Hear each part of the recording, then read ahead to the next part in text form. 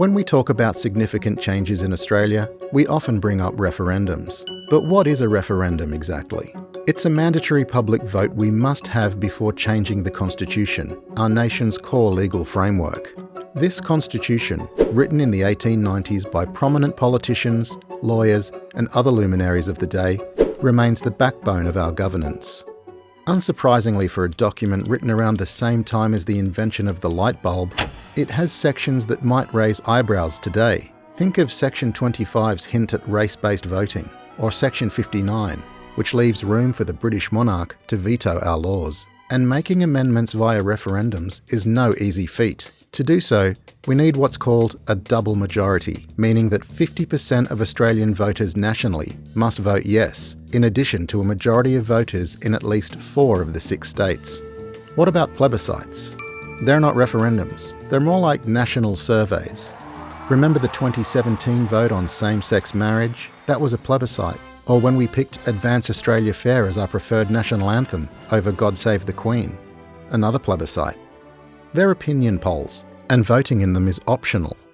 Contrast this with referendums. They're the heavyweight champions of national decisions, with the power to reshape the Constitution. We've tried it 44 times since Federation, and we've gotten a yes just 8 times. Our last referendum was in 1999, when we were asked if we wanted to become a republic with a president as our head of state. 55% of voters nationally, and all 6 states, said no.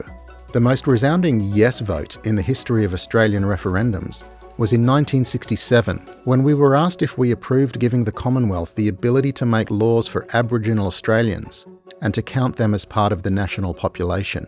In that case, 90% of voters and all 6 states voted yes. Later this year, Australians will once again head to the ballot box to vote on another referendum. The question on which we will be asked to vote either yes or no will read as follows. A proposed law to alter the Constitution to recognise the First Peoples of Australia by establishing an Aboriginal and Torres Strait Islander voice. Do you approve this proposed alteration? And what is this voice? If the referendum results in a yes vote, a new section will be inserted at the end of the Constitution, establishing a permanent advisory body that will have the power to make representations to the Parliament and the Executive Government of the Commonwealth on matters relating to Aboriginal and Torres Strait Islander people. The proposed new section will give the Parliament the power to decide details of how the voice will operate, including its composition, functions, powers and procedures.